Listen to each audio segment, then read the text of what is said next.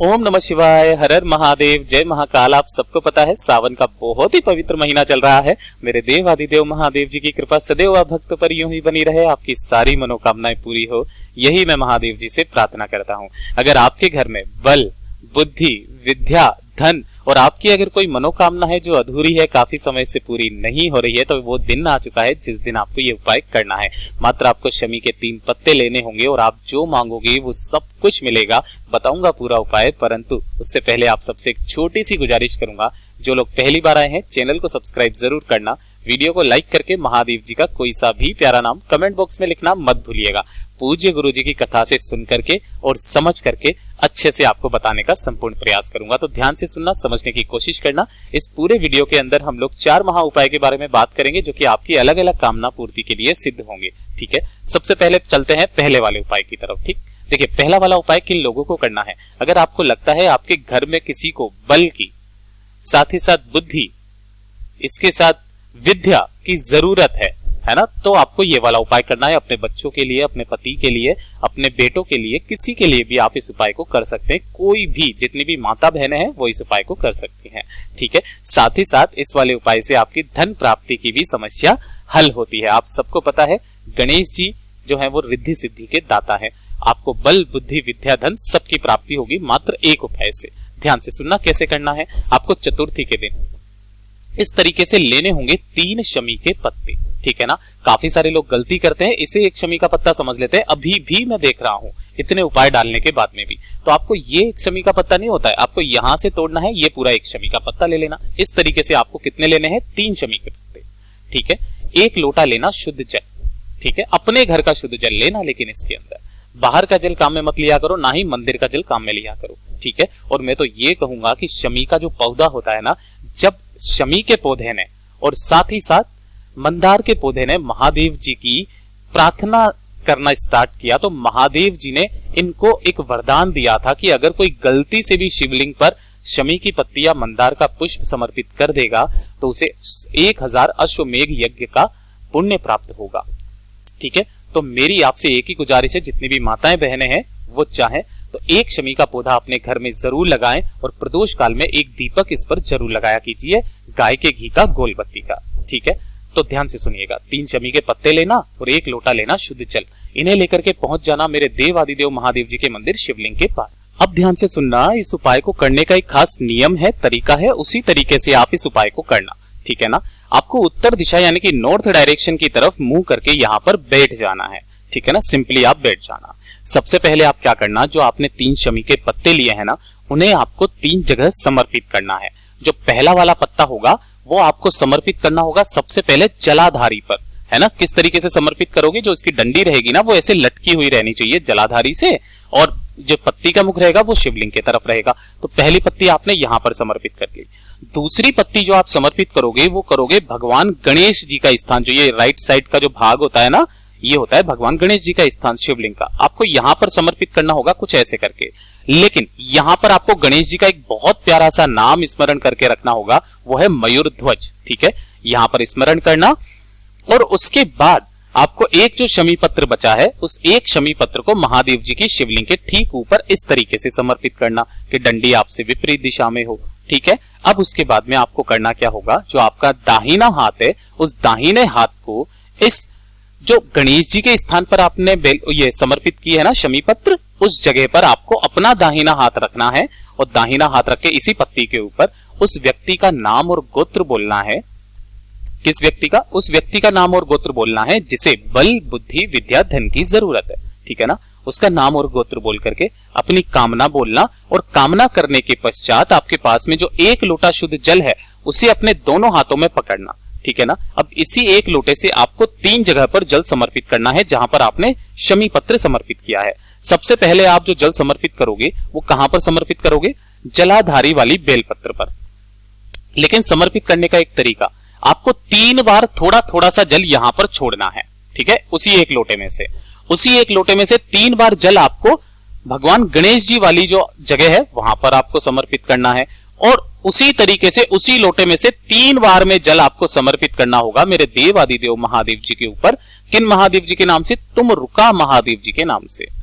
तुम रुका महादेव जी के नाम से समर्पित करना। ठीक है ना। इसे समर्पित कर देने के पश्चात आपको भगवान जी से आज्ञा लेकर के अपने घर की तरफ वापस चले आना है। ये वाला उपाय सिर्फ और सिर्फ चतुर्थी के दिन ही किया जाता है। जो व्यक्ति इस उपाय को कर लेता है उसकी सारी मनोकामनाएं पूरी जरूर होती है। ये तो हो गया पहला उपाय। अब बात कर लेते हैं दूसरे वाले उपाय की तरफ। ठीक है, देखिए दूसरा वाला उपाय क्या है कि अगर आपके जीवन में बहुत ज्यादा कष्ट है ना, परेशानियां हैं, आप परेशान हो चुके हो, कुछ ना कुछ भी अच्छा आपके जीवन में हो ही नहीं रहा है ना, कोई ना कोई परेशानी आती जाती रहती है, आप जिस कार्य में हाथ डाल रहे हो सफलता मिल ही नहीं रही है, तो आपको ये छोटा सा उपाय करना होगा। ध्यान से सुनना। इस तरीके से आपको देसी दुर्वा लेनी है ना। काफी सारे जो व्यक्ति होते हैं ना वो इस वाली दुर्वा को बता देते हैं, भैया ये वाली दुर्वा नहीं होती है, आपको कौन सी दुर्वा चाहिए, ऐसी वाली जो देसी घास दूब होती है। और ध्यान रखना कि इस देसी घास दूब में आपको 3 गांठों वाली दुर्वा देखनी है। 3 गांठें कैसे देखोगे, देखो एक गांठ ये है ना, तो यहां से 2 पत्ती जा रही होगी, एक गांठ यहां पर है, यहां से पत्ती जा रही होगी, एक गांठ ये है, यहां से पत्ती जा रही होगी, ये होगी 3 गांठ वाली दुर्वा। ठीक है ना। ऐसी 3 गांठ वाली आपको दुर्वा लेनी है। कितनी आपको लेनी होगी, 21 दुर्वा। ठीक है, उन 21 दुर्वा को आपको इस तरीके से बांध लेना है और लास्ट में यहां से जो बांधोगे ना वो किसी भी मोली या लाल धागा कलेवा जो भी हो ना उससे आपको बांध लेना है, इस तरीके से गट्ठर बना लेना। ठीक है ना। और इस गट्ठर को लेकर के पहुंचना, साथ ही साथ 1 लोटा शुद्ध जल और ले लेना, अपने घर का महादेव जी के मंदिर शिवलिंग के पास जाना। ठीक है, यहां पर आप क्या करोगे, सबसे पहले आपको उत्तर दिशा यानी कि नॉर्थ डायरेक्शन की तरफ मुंह करके बैठ जाना है। ठीक है, सबसे पहले आपको 1 लोटा शुद्ध जल मेरे देवादिदेव महादेव जी के ऊपर समर्पित करना है, लेकिन उसका एक खास नियम है, तरीका है। सबसे पहले जो आप जल समर्पित करेंगे वो गणेश जी के स्थान पर करेंगे। दूसरे नंबर पर आपको षडानंद कार्तिकेय जी के स्थान पर जल समर्पित करना है, उसी एक लोटे में से तीसरे नंबर पर आपको माता अशोक सुंदरी के स्थान पर, चौथे नंबर पर आपको इस वाले जो माता रानी का हस्तकमल है चारों तरफ घुमाते हुए आपको महादेव जी की शिवलिंग के ठीक ऊपर समर्पित करना होगा उस पूरे के पूरे जल को। ठीक है, यहां तक आपने समर्पित कर दिया। उसके बाद में अपने दाहिने हाथ में उस दुर्वा के गट्ठर को पकड़ लोगे और दुर्वा के गट्ठर को पकड़ के आपको करना क्या है, ये जो गणेश जी का स्थान है ना यहां पर आपको टच करवाना है अपने दाहिने हाथ से। ठीक है ना, दूसरा हाथ अपने नीचे लगा लेना। ठीक, इस तरीके से समर्पित करना, यानी कि टच करवा देना, छोड़ना नहीं है। आपको एक मंत्र का स्मरण करना है, ओम गंग गणपतये नमः। ठीक है ना, और फिर इसे उठा लेना। ठीक है, उठा लिया। उसी तरीके से फिर से वापस टच करना, यहां पर छुआना और फिर वापस इस मंत्र का स्मरण करना, फिर उठा लेना, फिर से टच करना, फिर इस मंत्र का स्मरण करना, फिर उठा लेना।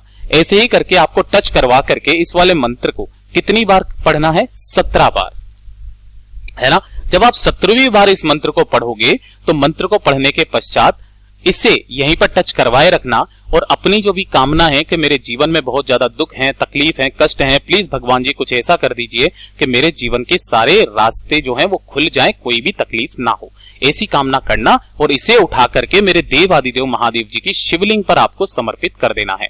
जो व्यक्ति चतुर्थी के दिन 17 बार इस वाले उपाय को कर लेता है ना उसकी सारी मनोकामनाएं पूरी जरूर होती है, उसके जीवन के सारे कष्ट दूर जरूर होते हैं। ये हो गया दूसरा उपाय।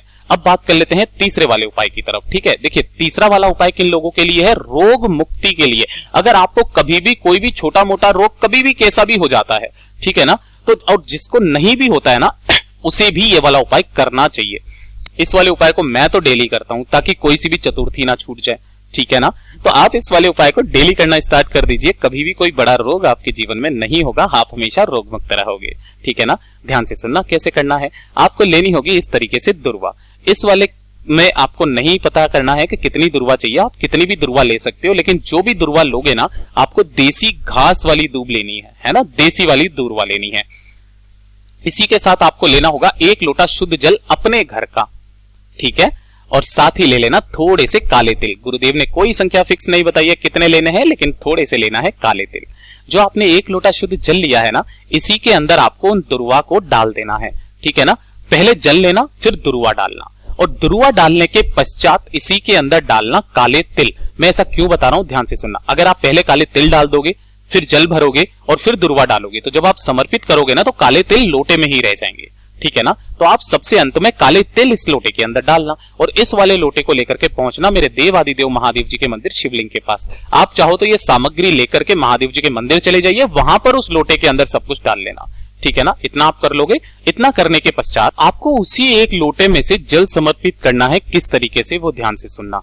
इसका भी एक क्रम है, नियम है। सबसे पहले आपको जल समर्पित करना होगा भगवान गणेश जी के स्थान पर, ठीक है, पहले नंबर पर। दूसरे नंबर पर आपको जल समर्पित करना होगा कार्तिकेय जी के स्थान पर।